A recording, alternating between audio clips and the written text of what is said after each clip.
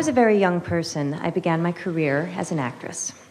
Whenever my mother wasn't free to drive me into Manhattan for auditions, I would take the train from suburban New Jersey and meet my father, who would have left his desk at the law office where he worked, and we would meet under the upper platform arrival and departure sign in Penn Station. We would then get on the subway together, and when we surfaced, he would ask me, "Which way is north?" I wasn't very good at finding north in the beginning, but I auditioned a fair amount, and so my dad kept asking me, "Which way is north?" Over time, I got better at finding it. I was struck by that memory yesterday while boarding the plane to come here, not just by how far my life has come since then, but by how meaningful that seemingly small lesson has been. When I was still a child, my father developed my sense of direction, and now, as an adult, I trust my ability to navigate space. My father helped give me the confidence to guide myself through the world. In late March last year, 2016, I became a parent for the first time. I remember the indescribable and, as I understand it, pretty universal experience of holding my week-old son and feeling my priorities change on a cellular level. I remember I experienced a shift in consciousness that gave me the ability to maintain my love of career and also cherish something else, someone else, so much, much more. Like so many parents, I wondered how I was going to balance my work with my new role as parent, and in that moment, I remember that the statistic for the U.S.'s policy on maternity leave flashed in my mind. American women are currently entitled to 12 weeks unpaid leave. American men are entitled to nothing. That information landed differently for me when 1 week after my son's birth, I could barely walk. That information landed differently when I was getting to know a human who was completely dependent on my husband and I for everything, when I was dependent on my husband for most things, and when we were relearning everything we thought we knew about our family and our relationship. It landed differently. Somehow, we and every American parent were expected to be back to normal in under 3 months. Without income?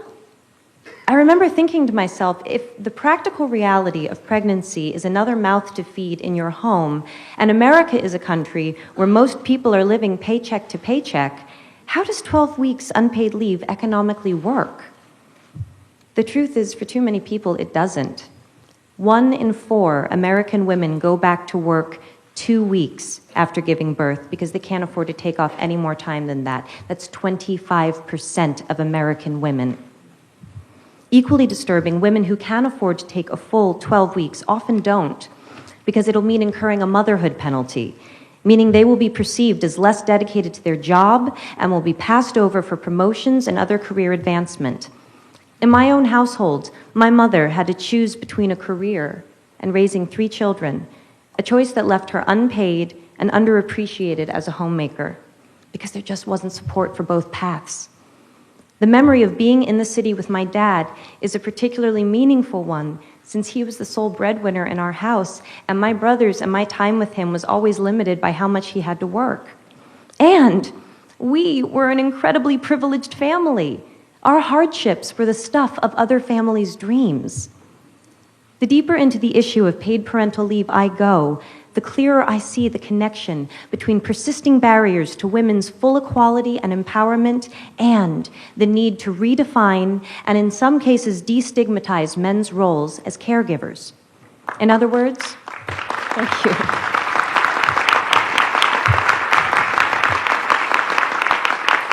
In other words, in order to liberate women, we need to liberate men. The assumption and common practice that women and girls look after the home and the family is a stubborn and very real stereotype that not only discriminates against women, but limits men's participation and connection within the family and society. These limitations have broad-ranging and significant effects for them and for the children. We know this. So why do we continue to undervalue fathers and overburden mothers? Paid parental leave is not about taking days off work. It's about creating the freedom to define roles, to choose how to invest time, and to establish new, positive cycles of behavior. Companies that have offered paid parental leave for employees have reported improved employee retention, reduced absenteeism and training costs, and boosted productivity and morale. Far from not being able to afford to have paid parental leave, it seems we can't afford not to. In fact, a study in Sweden showed that for every month fathers took paternity leave, the mother's income increased by 6.7%. That's 6.7% more economic freedom for the whole family.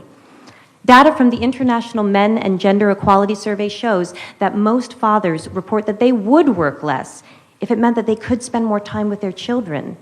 And picking up on the thread that the Prime Minister mentioned, I'd like to ask, how many of us here today saw our dads enough growing up? How many of you dads here see your kids enough now? We need to help each other if we are going to grow.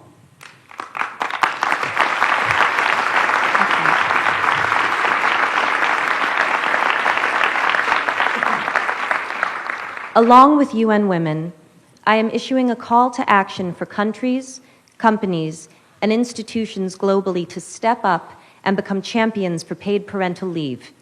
In 2013, provisions for paid parental leave were in only 66 countries out of 190 UN member states. I look forward to beginning with the UN itself, which has not yet achieved parity, and whose paid parental leave policies are currently up for review. Oh, you're going to see a lot of me. Let us lead by example in creating a world in which women and men are not economically punished for wanting to be parents. I don't mean to imply that you need to have children to care about and benefit from this issue. Whether or not you have or want kids, you will benefit by living in a more evolved world with policies not based on gender. We all benefit from living in a more compassionate time where our needs do not make us weak. They make us fully human. Maternity leave or any workplace policy based on gender can, at this moment in history, only ever be a gilded cage. Though it was created to make life easier for women, we now know it creates a perception of women as being inconvenient to the workplace. We now know it chains men to an emotionally limited path, and it cannot, by definition, serve the reality of a world in which there is more than one type of family.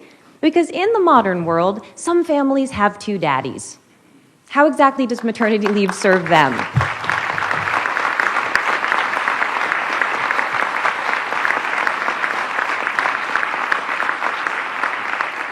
Today, on International Women's Day, I would like to thank all of those who went before in creating our current policies.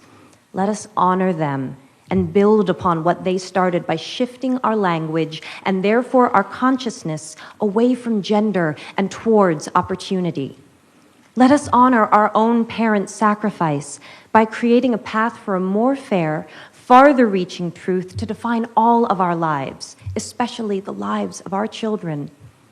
Because paid parental leave does more than give more time for parents to spend with their kids. It changes the story of what children observe and will from themselves imagine possible. I see cause for hope.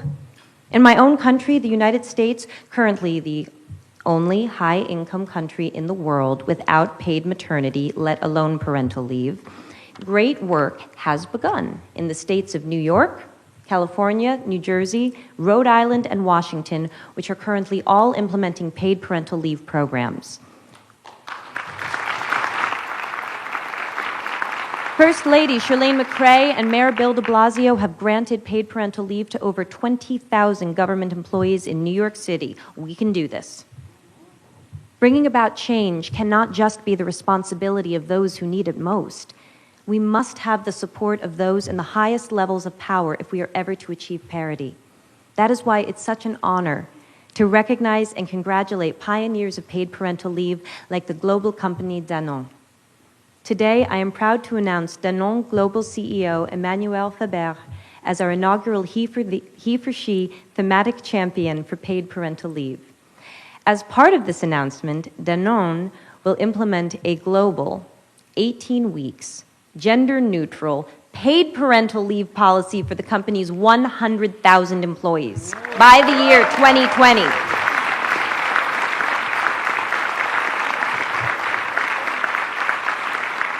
Monsieur Faber, when Ambassador Emma Watson delivered her now iconic He for She speech and stated that if we live in a world where men occupy a majority of positions of power, we need men to believe in the necessity of change, I believe she was speaking about visionaries like you.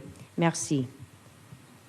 Imagine what the world could look like 1 generation from now if a policy like Danone's becomes the new standard. If 100,000 people become 100 million, 1 billion, more. Every generation must find their north. When women around the world demanded the right to vote, we took a fundamental step towards equality. North. When same-sex marriage was passed in the US, we put an end to a discriminatory law. North. When millions of men and boys and prime ministers and deputy directors of the UN, sorry, the president of the General Assembly, that's what happens when I go off script. When men, like the men in this room and around the world, the ones we cannot see, the ones who support us in ways we cannot know but we feel, when they answered Emma Watson's call to be he for she, the world grew. North. We must ask ourselves, how will we be more tomorrow than we are today? The whole world grows when people like you and me take a stand because we know that beyond the idea of how men and women are different, there is a deeper truth, that love is love and parents are parents. Thank you.